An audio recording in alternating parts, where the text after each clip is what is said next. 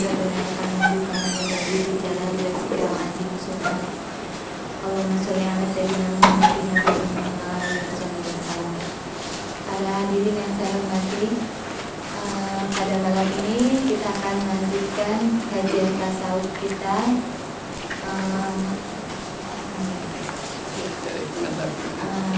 yang bertema tentang pengantar tasawuf Islam. Kepada Pak Muhammad Subri kami persilakan. Assalamualaikum warahmatullahi wabarakatuh. Alhamdulillah hadana li hadza wa ma kunna linahtadiya laula an hadana Allah. Asyhadu an la ilaha illallah wahdahu la syarika lahu wa asyhadu anna Muhammadan abduhu wa rasuluh. Allahumma sholli ala Muhammad wa ala ali Muhammad.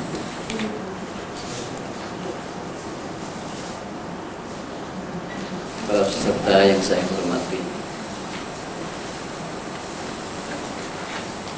dari materi kemarin kita telah mengetahui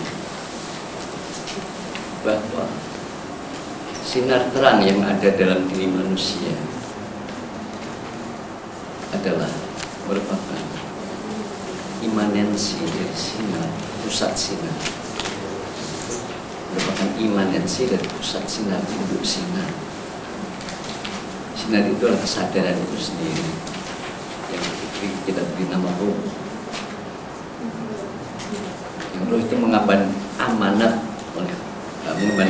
dari Allah untuk mewakili di dalam semesta ciptaan sesuai dengan surat Al-Baqarah ketika Allah berkata pada malaikat, "Inni ja'ilun fil ardi khalifah." Sungguhnya kami ingin menciptakan wakil di muka bumi.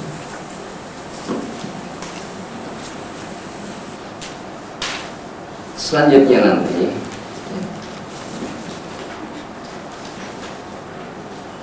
antara percikan ruh atau antara percikan sinar atau manifestasi kudratullah yang merupakan kudrat yang ada di dalam diri kita sendiri, kuasa, kesadaran ya, yang ada di dalam diri, hubungannya dengan kudratullah atau lahirnya, momen lahirnya kapan momen lahirnya, kapan momen turunnya kesadaran itu. Di samping itu adalah ketika kudratullah, kehendak Tuhan yang dimanifestasikan atas pribadi manusia sebagai perwakilan di muka bumi, sudah memiliki lahan sebelumnya. Jadi tidak perlu atau sinar itu ditugaskan oleh Allah ke bumi, belum memiliki lahan. Nah, kapan lahan itu diciptakan? Dari apa Allah? Dari kuasa apa Allah lahan itu diciptakan? Dari kuasa apa dari Allah kudrat itu diturunkan? Ini tidak ada seseorang pun yang bisa mengetahui karena tiba-tiba dia merasa sudah berada di situ, kecuali melewati firman Allah, lewati informasi Quran. Al-Quran mengatakan, A'udzubillahi minasyaitonirrajim, innama amruhu, sesungguhnya amr Allah, perintah Allah atau urusan Allah, idza arada syai'an, ketika ia menghendaki sesuatu. Jadi ketika menghendaki sesuatu itu adalah waktu yang ingin dijelaskan adalah amrullah. Innama amruhu, sesungguhnya amrnya, perintah Tuhan, idza arada syai'an, ketika ia menghendaki sesuatu. Jadi keterangan waktu. Dia tinggal mengatakan kun, jadilah. Fayakun, maka jadi.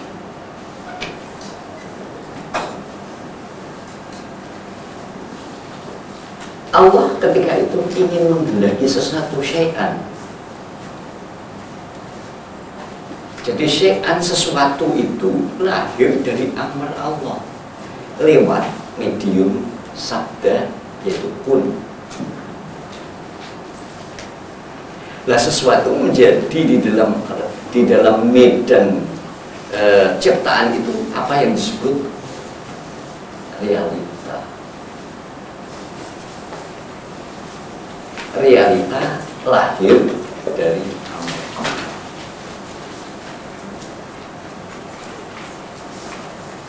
Realita itu syekh.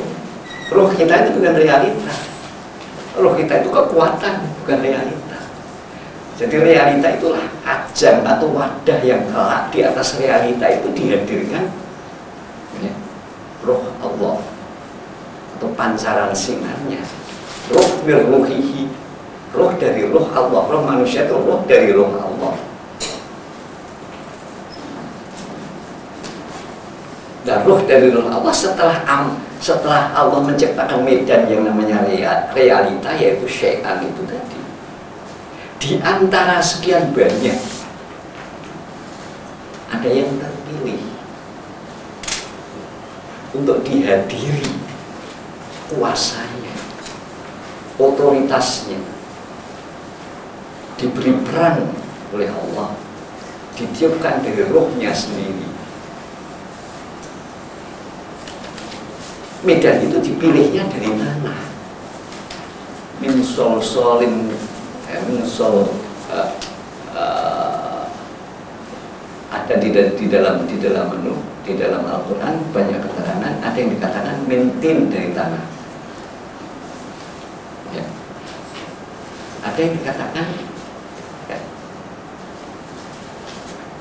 min solsolin, dari solsolin itu tidak ada keterangan di dalam tafsir ya, tidak ada keterangan ya. Dari sebetulnya solsolin sama dengan silsilah, dari silsilah tanah kalfakhor ya. Seperti tembikar itu terbuat dari tanah.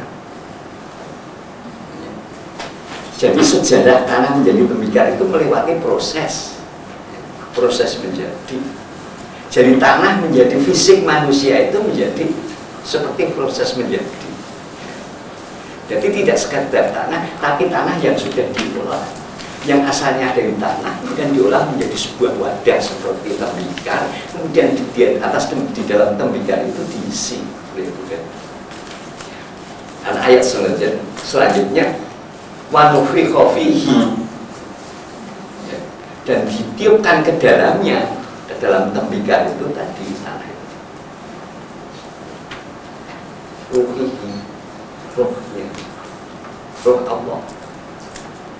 Jadi roh manusia yang disebut manusia itu adalah roh dari roh Allah. Jadi kita itu roh birruhillah, roh dari yang ditiupkan dari roh Allah.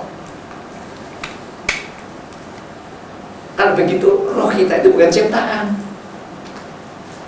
Yang ciptaan itu fisik kita. Yang syai'an, sesuatu yang kenyataan, yang realita, yang lahir dari kunnya Allah itu adalah fisik kita.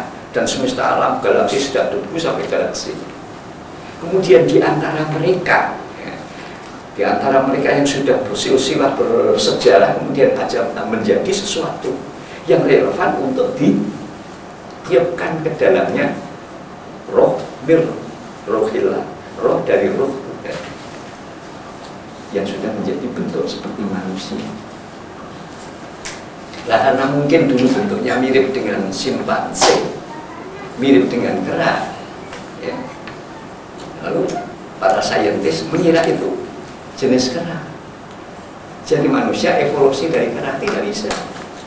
Kera tidak ditiupkan roh Allah ke dalam janin yang ada di dalam kandungan sang kera ya. Sedang kita ada sejenis kera yang bukan kera, ya, yang oleh Allah ditiupkan rohnya tatkala dia umur ber4 bulan, roh Allah, roh amanat bahwa kamu nanti mewakili saya di muka bumi. Yang itu tidak pernah dilakukan terhadap binatang yang lain dari jenis yang sekarang berkembang menjadi seperti kita ini. Cuma wajahnya seperti kera, anatominya seperti kera. Tapi dia ada sebuah jenis lain, bukan jenis kera sembarangan, ya. Karena yang memiliki sesuatu yang lebih hebat, ya. Yang lebih hebat di dalam proses menjadinya, kekuatan mengalami penderitaannya, dalam panas dinginnya alam bermiliar-miliar tahun dia mempunyai ketahanan dan memiliki suatu kapasitas tinggi, yaitu ini. Di situ aja tiupkan. Jadi yang mirip dengan kera hanya fisiknya, hakikatnya, esensinya berbeda. Esensinya kita dari roh Allah, wa nufikha fihi ruhihi, ditiupkan ke dalam tembikan itu tadi roh Allah, itu ditiupkan dari sesuatu yang berasal dari tanah yang sudah menjadi makhluk seperti binatang itu.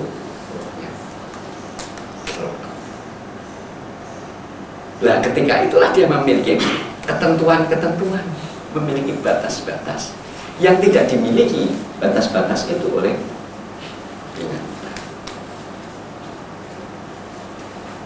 Kalau binatang tidak ditentukan jodoh, ya perjodohan semuanya tanpa nikah, asal laki-laki dan perempuan. Kita ditetapkan jodohnya, karena kelak dari perjodohan itu akan ditiupkan rasanya roh Tuhan lagi.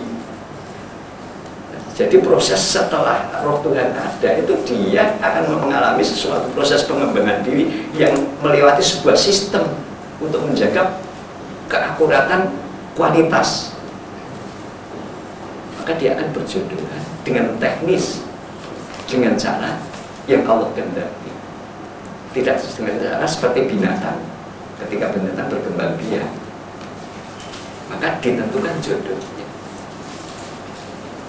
ditentukan rezekinya. Binatang tidak, semua yang didapat adalah rezekinya, miliknya ataupun milik orang lain. Manusia tidak. Manusia tidak.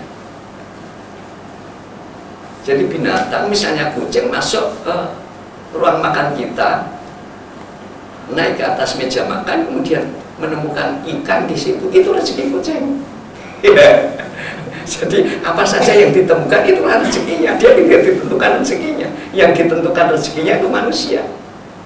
Yang ditentukan rezekinya adalah manusia. Apa yang kau peroleh dari pelindungmu sebelumnya, yaitu harta pusaka, dan apa yang kau peroleh dari ikhtiar halalmu, dari ikhtiar baikmu, itu rezekimu. Kau peroleh dan mengambil milik orang lain itu bukan bagianmu. Kau melanggar kualitas kemanusiaanmu. Itu mana ditentukan fisiknya, bukan rezeki saya cuma 2 kilo lah, saya tidak usah berikhtiar banyak-banyak, bukan begitu. Ya, ditentukan rezekinya tidak seperti rezeki binatang yang lain. Rezekinya melewati alur kalau dia menerima harta pusaka dari orang tuanya secara sah, adalah dari upaya, dari hasil kreativitasnya. Itulah rezeki manusia. Jadi pemahaman kita, wah kita sudah ditentukan miskin, guna apa kita ikhtiar menjadi kaya, tidak mungkin kaya, ini bukan itu maksudnya. Ya, bukan itu maksudnya ditentukan rezekinya. Ditentukan, dibatasi, tidak sebagaimana makhluk sebelumnya. Kemudian ya jodohnya juga harus dengan agreement, harus menanggung. Dua-duanya menanggung tanggung jawab. Tidak sebagaimana binatang, asal ketemu, asal satu laki-laki satu perempuan, nah, menjadi jodohnya. Kemudian juga kematiannya. Kematian ditentukan ketika itu, ketika di dalam kandungan. Kematian ini bukan batas berapa, 5 tahun atau 9 tahun atau 10 tahun atau 60 tahun, tidak. Tapi dia berada dalam sebuah disiplin. Apabila kamu begini kamu mati, bila kamu begini kamu bisa berlangsung hidup. Dan ilmu disiplin itu diberitahu kepada manusia. Ini disiplinnya supaya kamu apa hidup. Ini disiplinnya apabila kamu. Nah, dia tidak seperti binatang. Binatang tidak ada binatang berubah. Binatang berikhtiar itu tidak ada. Yang ada hanya manusia. Tidak ada binatang yang hati-hati menjaga kesehatan. Tidak ada. Padahal semuanya itu adalah sebab-sebab yang mendatangkan kematian dan melestarikan kehidupan. Itu namanya ditentukan. Tidak seperti makhluk yang lain. Jadi interpretasi terhadap ketentuan yang ada di dalam kandungan menjadi tidak bertentangan dengan sains. Misalnya sains kedokteran untuk di bidang kesehatan dan kematian, di bidang rezeki tidak bertentangan dengan ilmu ekonomi dan ilmu sosial yang berlaku. Atau lalu menjadikan kita sebuah bangsa yang tidak mau berikhtiar. Jangan-jangan ikhtiar seperti apa, kalau saya ditakdir miskin saya menjadi miskin terus. Tidak. Justru dari ikhtiar itulah rezeki datang. Dari hasil kreativitas yang sah, dari keringat darah ilmu yang kita miliki, dan kita wujudkan sesuatu yang bermanfaat bagi orang lain dan digunakan oleh orang lain. Sebanyak orang lain menggunakan sebanyak itu, kita dapat rezeki lain daripada binatang, asal menemukan apa yang bisa dimakan itu makanan. Perlu adanya penafsiran, penafsiran kembali dari yang sah. Jadi Qurannya atau hadisnya tidak salah. Ketika itu penafsiran, interpretasi sebatas kemampuan orang-orang dulu. Jadi reinterpretasi ini yang perlu. Reinterpretasi terhadap hadis itu perlu, karena banyak hadis itu lalu bertentangan dengan ilmuwan. Padahal agama yang bertentangan, yang selaras, yang sejajar dengan sains, dengan ilmu itu cuma Islam. Jadi kita harus mengadakan penafsiran kembali sesuai dengan apa yang dikehendaki Tuhan. Bahwa Tuhan menurunkan ilmu itu tidak bertentangan, bahkan membantu, ada manfaat di dalam diri manusia. Dan sebelum kita terlanjur mempercayai atau menganggap sesuatu itu sebagai sesuatu yang baku yang harus kita pegang sebagai keyakinan, kita harus koreksi dulu. Sudah benarkah informasi itu, maka kita harus yakini. Maka seluruh keyakinan yang sudah ada di dalam dada kita perlu kita keluarkan kembali, kita periksa. Boleh jadi ada yang salah, tetapi kita yakini, sehingga proses hidup kita menjadi terkendala oleh keyakinan kita sendiri. Tidak semua keyakinan yang dimiliki oleh seseorang itu benar, tapi sudah terlalu cepat untuk diyakini. Jadi untuk meyakini harus dikoreksi dengan akal lebih dahulu kebenarannya. Setelah dikoreksi dengan akal kebenarannya, baru boleh dipegang teguh sebagai keyakinan. Ini hanya Islam. Maka perlu mendapatkan sesuatu, meskipun ini Anda belum pernah baca buku seperti itu, tapi kita rangsang untuk kembali pada Quran dan maksud Tuhan, dan tidak mempertentangkan yang diberikan oleh Tuhan, yaitu ilmu pengetahuan itu dengan apa yang diterangkan oleh Rasulullah. Hanya gara-gara dulu penafsirannya secara sederhana, sehingga semuanya takdir. Lah takdir itu sendiri apa? Penafsiran takdir orang dulu juga perlu kita perbaiki. Yang disebut takdir itu apa? Itu orang-orang dahulu, wah takdir ya sudah kehendak Tuhan, ya masih itu saja. Kalau takdirnya mati, takdirnya kaya, takdirnya. Ini tidak membuat kita pinter, tidak membuat kita jelas terhadap makna takdir. Sedang takdir yang kalau Tuhan mengendaki seseorang mati, dia mati, itu sesungguhnya bukan takdir, itu qadha. Itu vonis Tuhan. Kita anggap itu takdir. Wah, orang itu mati kedobrak sudah takdirnya. Itu bukan takdir, itu qadha. Itu putusan Tuhan. Vonisnya mati harus mati sekarang. Itu vonis Tuhan. yang disebut takdir harus dirubah. Nah, dalam melanjutkan apa yang kemarin kita pelajari bersama, Allah sebagai sumber kekuatan awal, ya, kemudian memancarkan dari rohnya, ya, menjadi roh manusia yang diangkatnya menjadi wakilnya di muka bumi, ya, melewati iradahnya. Sedang wadah semesta alam itu melewati amalnya.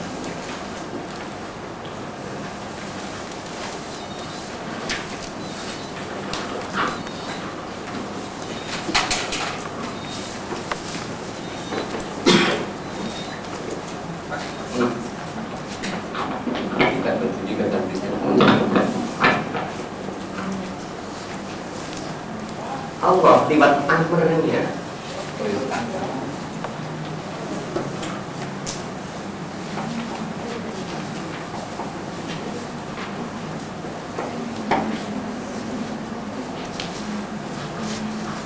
Innama amruhu, sungguhnya amr Allah, idza arada syai'an, ketika menghendaki sesuatu, an yaqula lahu kun fayakun, dia tinggal mengatakannya.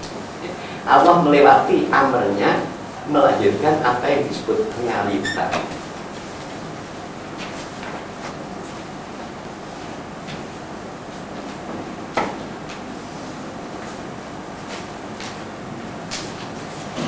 Allah melewati iradahnya. Ketika dia iradah itu kehendak, ketika dia hendak mewakilkan sesuatu, ditiupkannya rohnya sendiri adalah bahan yang tercipta dari amrnya, yaitu tanah yang sudah diproses hingga menjadi sebuah kehidupan yang relevan untuk ditaruh rohnya, ditiupkan rohnya. Nah, itu menjadi dari iradahnya lahirlah kudrat.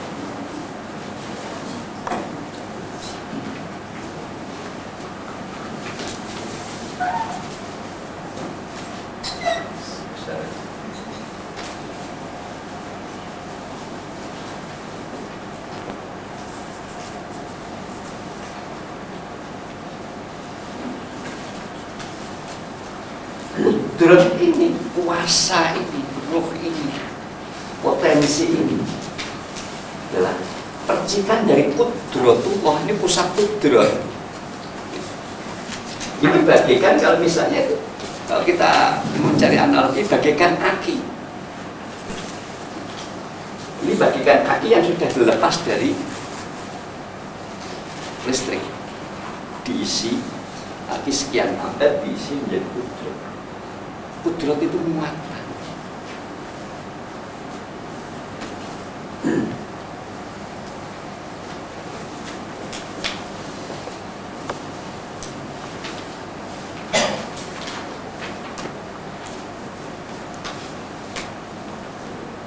Qad ja'alallahu likulli syai'in qadra.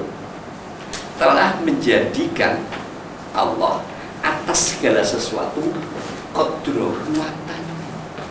Tidak ada sesuatu yang tidak mengandung muatan. Dan yang bermuatan peran dari Rabbul Alamin namanya manusia. Di dalam diri manusia ada kudrat, ada kuasa Tuhan, yaitu roh itu. Maka roh kita itu tidak diciptakan oleh Tuhan. Roh kita itu diperankan oleh Tuhan. Kudrat itu diperankan oleh Tuhan untuk mewakili di muka bumi. Sedang realita fisik kita termasuk itu adalah diciptakan oleh Allah sebagai medan, sebagai alat bagi sang hidup, bagi sang roh, untuk menyatakan diri.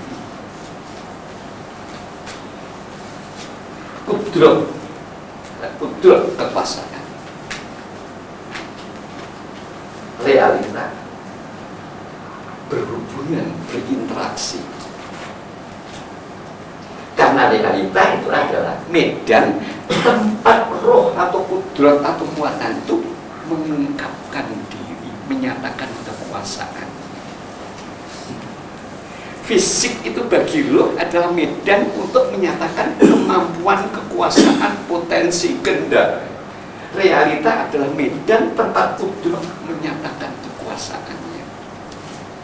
Mau melihat, mau mengambil, mau berjalan. Maka realita dan kudus, alam fisikal dengan roh berpadu di dalam diri manusia.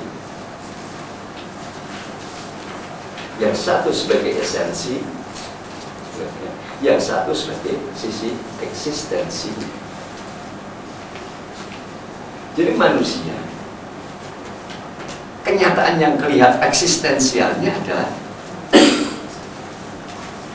realita fisik, di baliknya ada betul. Maka ini karena kata-kata di balik itu tidak bisa digambar. Kalau digambar ya kita belah saja ini ya. Yang eksistensinya fisik dari realita, kemudian roh dari kudus. Nah, fisik itu medan tempat roh menyatakan diri. Fisik adalah medan tempat roh menyatakan dirinya. Menyatakan dirinya adalah menyatakan kekuasaannya, kehendaknya. Dinyatakan lewat. Maka diri manusia itu sesuatu yang bertolak belakang. Diri kita itu bertolak belakang, terdiri dari dua hal yang tidak sama, baik proses kejadiannya maupun hukum-hukumnya. Kemungkinan-kemungkinannya sama sekali berbeda. Itu diri manusia.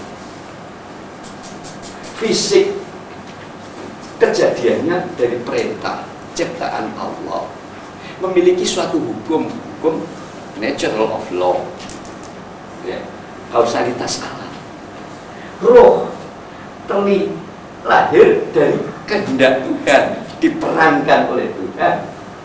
Qudratullah, lahir dari qudratullah, qudrat Musa dari qudratullah.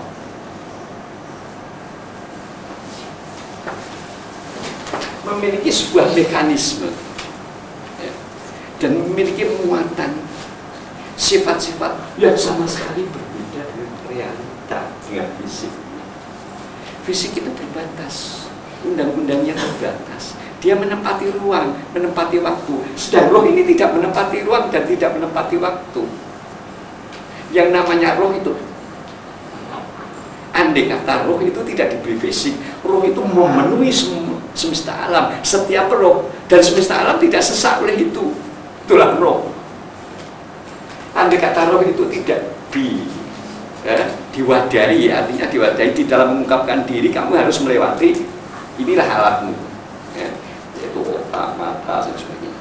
Kalau kamu mengungkapkan ini hanya boleh melewati pintu ini. Seandainya tidak, dia itu memenuhi segala ruangan, karena sesungguhnya dia tidak ada di dalam ruang. Dia meliputi segala ruang, dia meliputi semua waktu dulu, kini, dan yang akan datang. Itu sifat roh.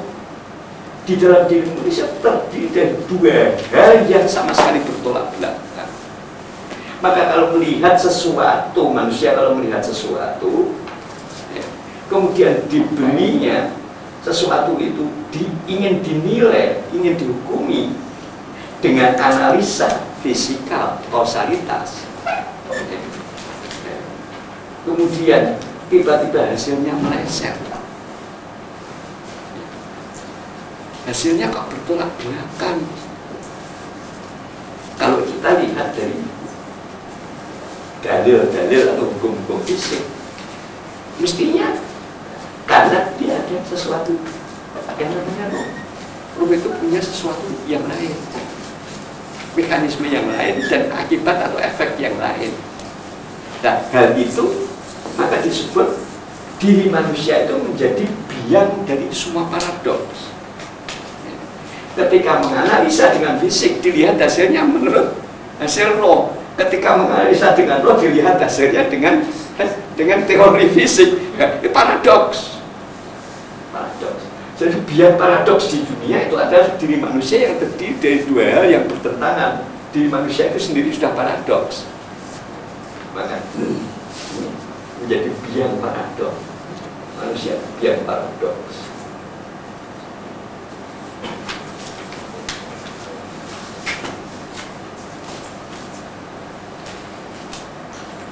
Mobil baru dibeli, setelah dibeli dianggurkan 1 tahun, rusak semuanya.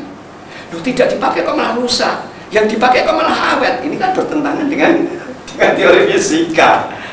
Dia tidak tahu amanah, dia tidak tahu untuk apa mobil itu diciptakan, nilai kan.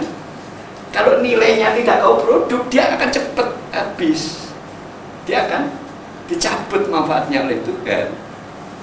Dia diciptakan untuk menciptakan nilai, untuk memberi nilai. Nilai itu bukan sesuatu yang bukan sesuatu yang materi, sesuatu yang berhubungan dengan roh, nilai keberadaan, nilai kehadiran, sesuatu yang tidak hukumnya tidak ke dalam, tapi hukumnya memancar keluar, bermanfaat bagi yang lain. Maka begitu beli, begitu dianggurkan, dalam waktu yang sebentar dia cepat rusak. Sedang kalau dipakai malah awet. Ini bro, misalnya itu paradok, misalnya begitu.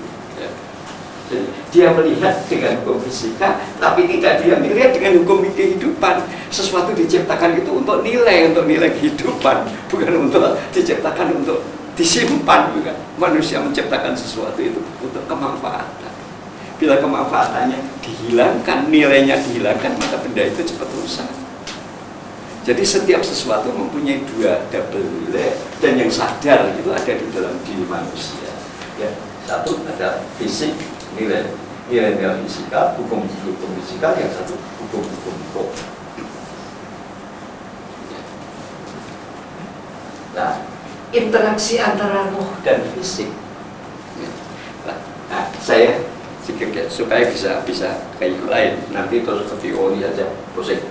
Ya. Kita berhenti sebentar. Jadi di dalam diri ini ada 2, wadah dan isi. Wadah itu ciptaan, isi bukan ciptaan. Isi itu kehadiran yang lain.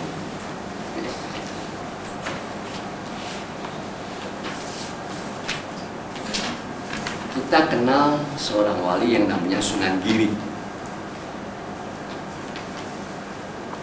Istrinya Sunan Giri ketika berumur 40 tahun mendekati suaminya. Dia ngomong, "Duh, Yang Sunan, usia saya sudah 40 tahun. Sudah saatnya untuk diajar ilmu mengenal Tuhan, makrifat." Oh, mengkono nini, oh demikian nini. Kalau begitu ambillah sebuah daun talas, teteskan di atasnya air, bawalah kemari, nanti ku tunjukkan rupanya Tuhan. Begitu. Oke. Maka ini Sunan Giri, istri Sunan Giri tadi ngambil daun talas, teteskan, dan istrinya dituntun keluar halaman. Coba lihat. Lihat apa yang hijau di atas tangan ini. Ini daun Kanjeng Sunan. Itulah perumpamaan fisik. Apa benda kecil yang bergerak-gerak di atas daun itu? Ini air. Itulah perumpamaan diri. Bahasa Jawa, sariraniro. Raganiro dengan sariraniro. Fisikmu dengan dirimu, kepribadian pribadi. Terus apa putih-putih yang ada di dalam air itu? Oh, itu kan bayangan matahari, refleksi matahari. Ya kuwi pas morning Gusti. Itulah perumpamaan Allah. Coba ini. Ketika kamu melihat, apakah terlihat sesuatu atau sekali melihat ke semuanya? Sekali lihat tampak semuanya daun, butiran air, dan matahari. Sekali pandang tampak.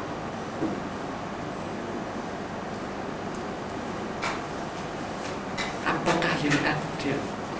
Kalau begitu, ketika seseorang melihat fisik seseorang, ketika itu dia harus sudah melihat pribadi seseorang dan sudah harus melihat Allah yang hadir, roh yang hadir di dalam orang tersebut. Itulah penglihatan yang benar. Seperti kita melihat daun talas, di dalamnya ada air kelihatan, di dalam air ada sinar terang bayangan matahari. Tapi kebanyakan manusia tidak demikian. Yang dilihat cuma daunnya, pribadinya tidak kelihatan, apalagi Allah yang hadir tidak kelihatan.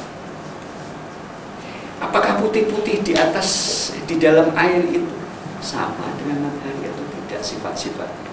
Sama, Kanjeng Sunan. Sama putihnya, sama bulatnya, sama menyilaukan. Oh, kalau begitu, hamba dengan Allah itu sama. Kalau begitu, hamba dengan Allah itu sama. Nah sekarang, coba ambil ini, keluarkan matahari kecil itu dari dalam air. Tidak bisa, Kanjeng Sunan, hakikatnya tidak di situ. Hakikatnya di sana, dia tidak bisa dikeluarkan. Kalau begitu, tidak sama. Dia manusia dengan Allah itu sama, tetapi tidak sama. Jadi ada unsur, ada bagian yang sama, dan ada bagian yang tidak sama. Yang tidak sama itu dia adalah ciptaan, yang sama itu roh karena ditiupkan dari Allah. Yang hakikatnya tidak di sini, hakikatnya di Allah. Seperti hadirnya matahari, ya, hadirnya matahari ke dalam diri, dalam kesadaran manusia, di dalam air. Ya. Tidak bisa itu dilepaskan dari air. Matahari kecil itu tidak bisa dilepaskan dari air. Karena hakikatnya di sana.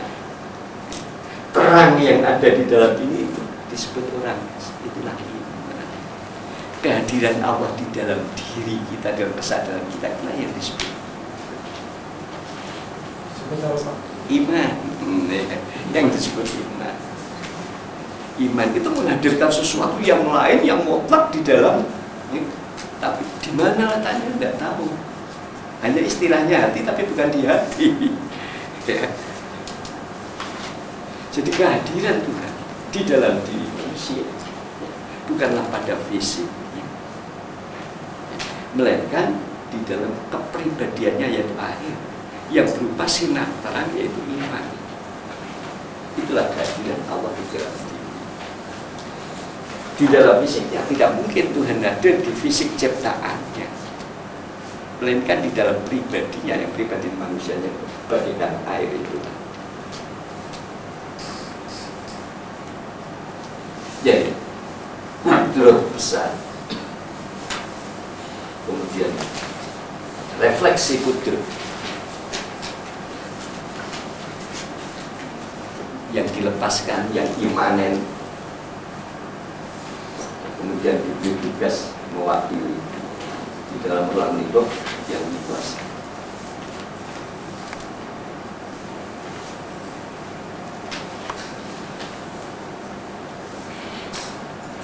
Kanjeng Sunan Kalijaga menyuruh muridnya membawa 100 ember dalam air, yang di dalamnya ada airnya, disuruh bawa ke matahari, ke alam, disuruh menjenguk satu-satu. Di sana ada apa? Ada matahari kecil, refleksinya.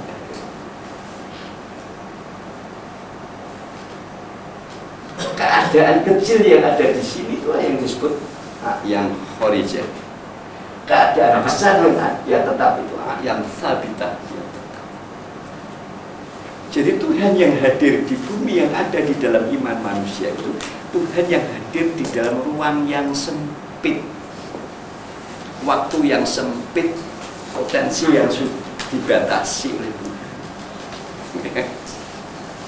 Dia menyilaukan sepersis, dia putih, tapi dalam waktu sementara, dalam waktu yang sempit, di dalam ruang yang sempit, dalam keadaan sempit, dalam yang kemungkinan yang sempit, yaitu sesuai dengan perannya setiap manusia ketika ia hidup, terbatas. Yang tetap yang abida itu Allah, yang tidak berubah sejak alam belum ada, ketika dia memanage alam, dan setelah alam hidup dia tetap yang tidak berubah. Disinilah menjadi rancunya ya, pembahasan tentang Tuhan oleh kaum syariat dan kaum hakikat. Kaum syariat menganggap Allah itu ini Allah, selain ini bukan Allah. Kaum hakikat tidak. Melainkan dia tahu Allah yang hadir di dalam hati. Dia mengetahui Allah yang hadir. Kalau Allah yang itu tidak pernah kita melihat. Ya. Kalau Allah yang itu tidak punya indera kita bisa melihat. Kita tidak bisa pernah bercakap-cakap, kita tidak pernah bersendok gurau, kita saling menegur secara langsung. Yang ini tidak pernah. Melainkan dia yang hadir di dalam diri manusia itu yang bisa kita tanya. Rasul, para wali, itu hakikatnya adalah kehadiran Tuhan di dalam wadah yang terbatas, kebijakan dan ilmu yang terbatas di dalam waktu yang terbatas. Jadi di sini di dalam ilmu kalam yang Allah itu juga di dalam ilmu hubungan semua. Maka Ibnu Arabi, siapakah Allah? Allah ya orang-orang besar itu. Ketika Ibnu Arabi, seorang ahli falsafah dan tasawuf sekaligus dari Andalusia, siapakah Tuhan itu? Tuhan itu ya orang-orang besar itu. Orang besar adalah orang yang digunakan oleh Allah, yang mewakili Allah, melindungi, memanage, mengembangkan, menyelamatkan manusia. Dia wakil Allah. Ya nabi-nabi Rasulullah. Tidak salah. Tapi bukan Allah yang disembah, Allah yang hadir di dalam rangka memanage budaya manusia dalam waktu tertentu.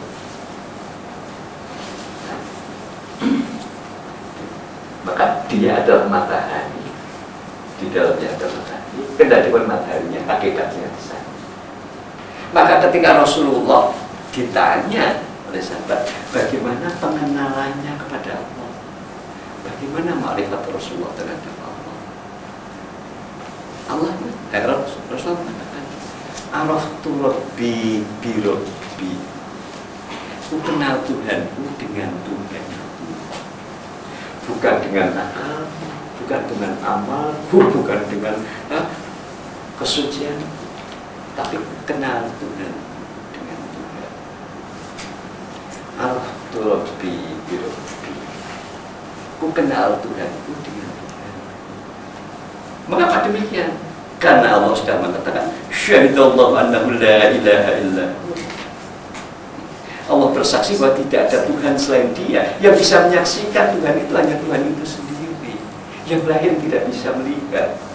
Semuanya makhluknya, bahkan malaikat, nabi-nabi tidak bisa melihat Tuhan. Yang bisa melihat dan kenal dengan baik Allah itu sendiri. Maka ada suci yang mengatakan yang ya'lamu man huwa illa huwa, yang tiada tahu siapa dia kecuali dia sendiri. Menjadi sebuah asma. Wadat yang tidak tahu siapa dia kecuali dia sendiri. Karena yang kenal Allah itu hanya Allah sendiri. Lalu mengapa kita mengatakan kenal kepada Allah atau iman kepada Allah? Nah, karena dia hadir. Yang kenal itu bukan God, bukan daunnya istrinya Sunan Giri, bukan airnya, atas airnya Sunan Giri. Yang kenal adalah matahari kecil itu yang bisa mendengar matahari besar. Yang bisa melihat matahari besar, yang kenal matahari besar itu matahari kecil yang hadir di sini. Yang sesungguhnya kalau kita bongkar tidak ada matahari kecil itu. Dia datang dan melihat dirinya sendiri. Pantulan matahari kepada sinar matahari kepada air, kemudian di situ ada bayangan itu matahari kecil itu melihat matahari besar, itu yang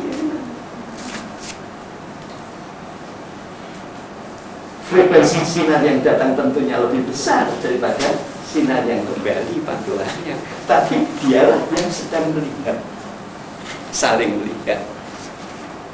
Matahari besar itulah yang melihat matahari kecil, dan matahari kecil itu yang melihat matahari kecil besar. bukan airnya, bukan fisiknya. Maka Rasulullah mengatakan tentang marifatnya, beliau mengatakan araftu rabbi bi rabbiku, kenal Tuhanku dengan Tuhanku. Andai kata Tuhanku tidak hadir di dalam diriku, yaitu iman, saya tidak kenal. Yang kenal Tuhan adalah Tuhan yang hadir itu sendiri, yaitu iman itu sendiri. Andai kata ini tidak air, melainkan kerikil, ya, maka tidak ada matahari di sini, maka kerikil tidak kenal matahari. Ya, kan? Yang kenal matahari itu bukan kerikilnya, bukan airnya, tapi matahari kecil yang hadir itulah yang kenal matahari yang besar. Tidak ada yang mengetahui siapa Tuhan kecuali Tuhan itu sendiri. Demikianlah kemutrakan wujudnya. Demikianlah keterbatasan kesempurnaannya, sehingga tidak bisa dijadikan objek pengenalan. Kalau saya kenal dia, dia berarti objek pengenalan kita. Kalau kita bisa menamakan dia, berarti dia objek pemberian identitas. Kalau dia bisa dikenakan, difikirkan, dia menjadi objek pikiran kita. Kalau bisa dibayangkan, dia tidak pernah bisa menjadi objek apapun karena dialah subjek satu-satunya. Itulah Allah. Mengapa manusia bisa kenal? Mengapa ada matahari kecil? Karena dialah yang mengenalkan diri kepada kita. Seandainya dia tidak mengenalkan diri kepada kita, kita tidak akan bisa kenal kepada.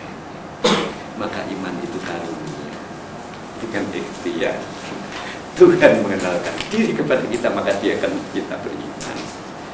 Jadi iman, bagaimana seorang kafir, tolong imankan saya, tidak ada seorang pun yang bisa. Iman itu kan dipilih dari hamba-hambanya yang bisa merefleksikan, yang tempat hadirnya sih. Kemudian Kanjeng Sunan Giri mengatakan kepada istrinya, oleh karena itu hati-hatilah berhadapan dengan seseorang. Oleh karena itu berhati-hatilah berhadapan dengan seseorang. Sama dengan ketika berhadapan dengan air. Air ini hanyalah baju yang dipakai oleh matahari untuk menyatakan keberadaan dirinya. Sedang air ini tidak tahu matahari. Yang tahu adalah matahari kecil. Manusia adalah baju yang digunakan oleh Tuhan, yang digunakan oleh Tuhan untuk mengungkapkan kehendaknya, manajerialnya. Maka hati-hatilah terhadap manusia, karena baju itu sama dan tidak sama dengan yang memakai. Ketika baju dipakai oleh seseorang, maka dia sama dengan yang memakai. Ketika seseorang dipakai oleh Tuhan, maka dia sama dengan Tuhan. Ketika baju itu tidak dipakai, maka dia tidak sama dengan Tuhan. Hati-hatilah dengan manusia. Jangan-jangan dia adalah baju yang sedang dipakai.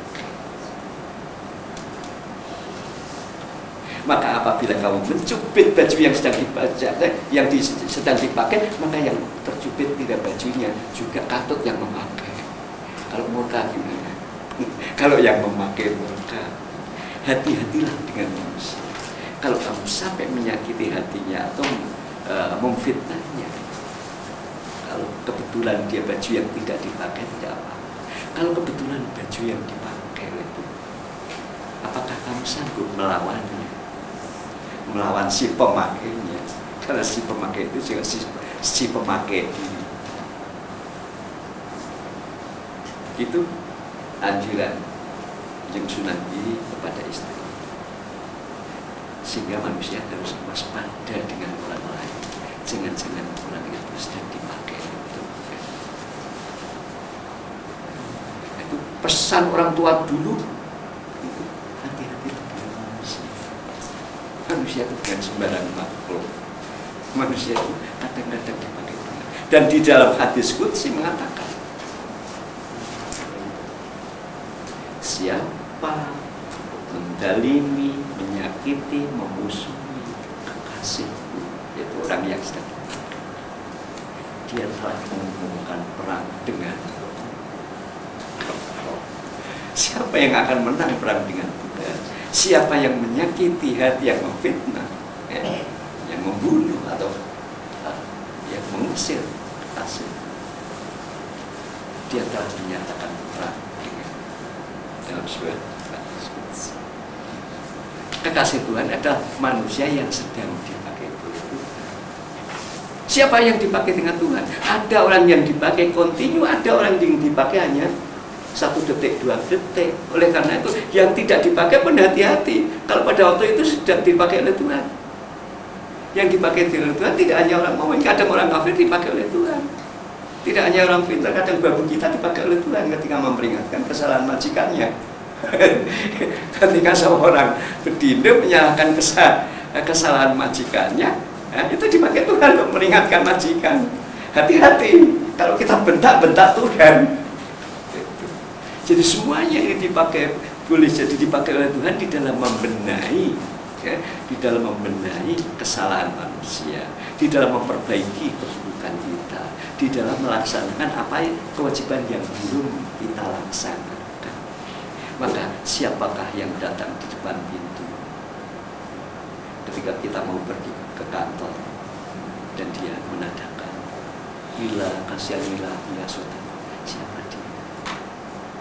Siapa yang sedang ketika kita pergi ke kantor, naik mobil baru keluar, yang berarak-arak kecil-kecil, membawa tas berbaju merah dan putih, menuju. Siapakah yang sedang berarak-arak itu? Pergi mencari yang di sana ada, pergi mencari kerja ke kantor. Siapa sesungguhnya itu? Kalau kita tidak peduli bahwa mereka di dalamnya adalah kehadiran yang Maha Kuasa, seenaknya saja kita naik dengan mobil dengan cepat, kita kasih debu mereka atau kita kagetkan dengan klakson kita. Mereka adalah seorang orang, mereka adalah hamba-hamba yang sedang sedang dikaryakan, sedang melaksanakan skenario Tuhan di atas bumi.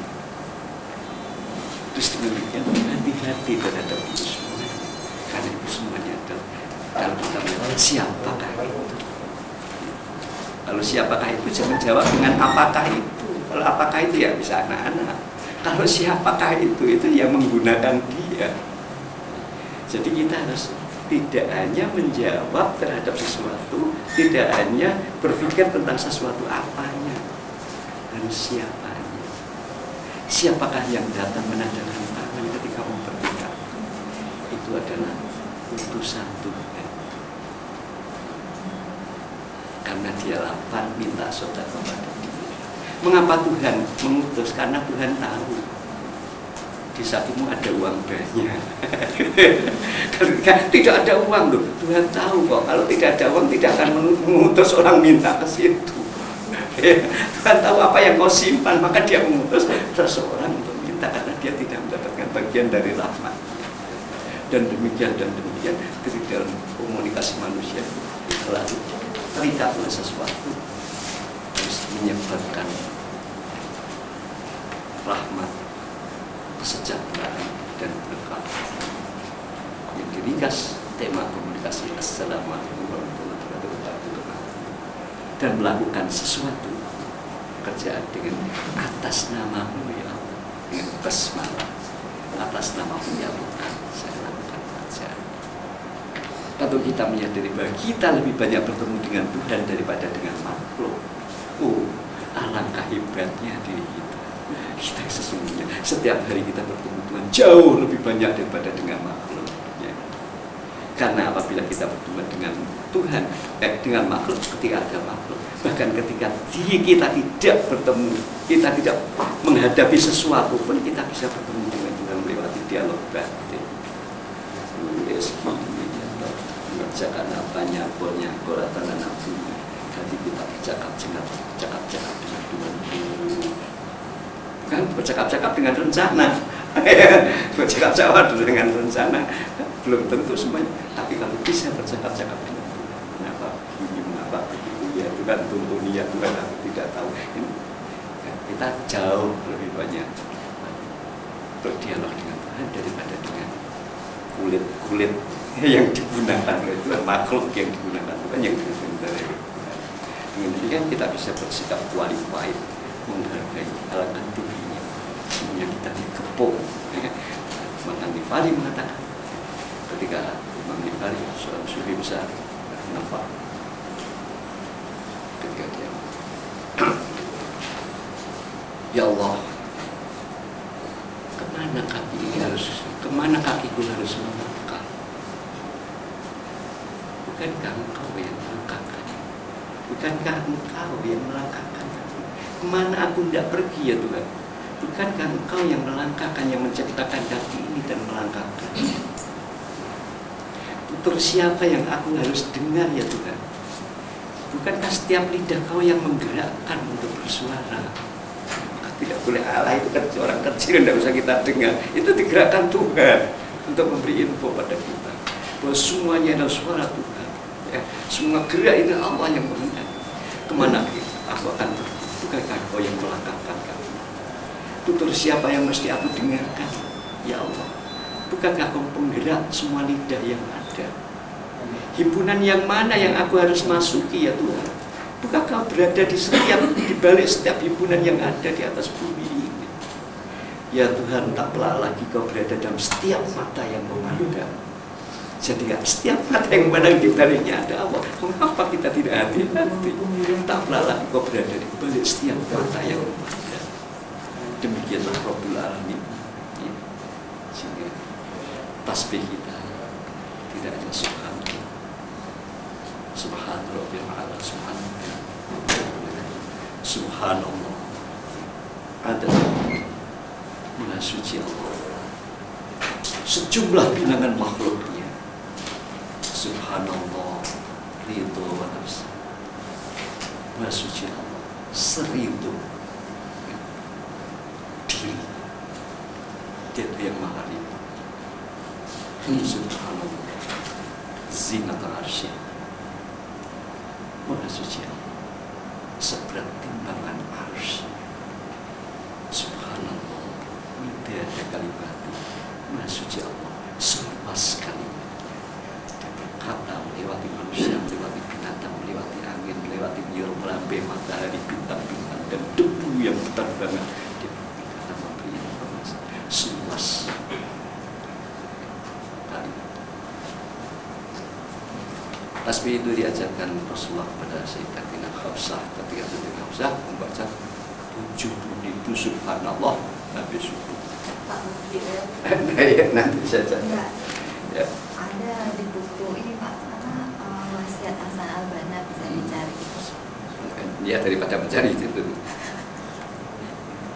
Ya. Rasulullah mau sarapan, melamar istrinya masih gini. Tunggu lagi 5 menit, melamar lagi masih gini. Sampai lama mau minta sarapan pada istrinya. Setelah selesai sampai jam 9. Wah, apa yang kau baca sebanyak itu? Saya berjanji membaca 20.000 tasbih setiap pagi ya Rasulullah. Mau buat jadi 3 kali tasbih, tapi yang tidak ada yang melawan jumlahnya. Bintang di langit kalah, jumlah tetes hujan kalah, daun di bumi kalah, semuanya kalah. Ya, maka ucapkan 3 kali. Subhanallah, ada tahu. Maha Suci Allah, sebanyak bilangan makhluk. Subhanallah, ridho nafsi. Maha Suci Allah, seridho diri. Betapa dia maha ridho. Melihat makhluknya membakar, dia tidak menyiksanya, diberi kesempatan. Melihat mereka tidak menunaikan kewajiban, dibiarkan mereka membuat kerusakan di bumi yang dibiarkan. Dia maha ridho. Nanti kata dia tidak mari, tapi saya orang saya sudah habis, tinggal yang baik-baik. Mahari, subhanallah, zinata arsy, seberat timbangan arsy. Arsy Allah ada semua yang semua yang Boleh ditulis Pak? ya, nanti subhanallah, tidak ada kalimat. Maha Suci Allah, seluas kalimat. Melewati manusia, melewati binatang, melewati situasi, melewati apa saja kalimat Allah.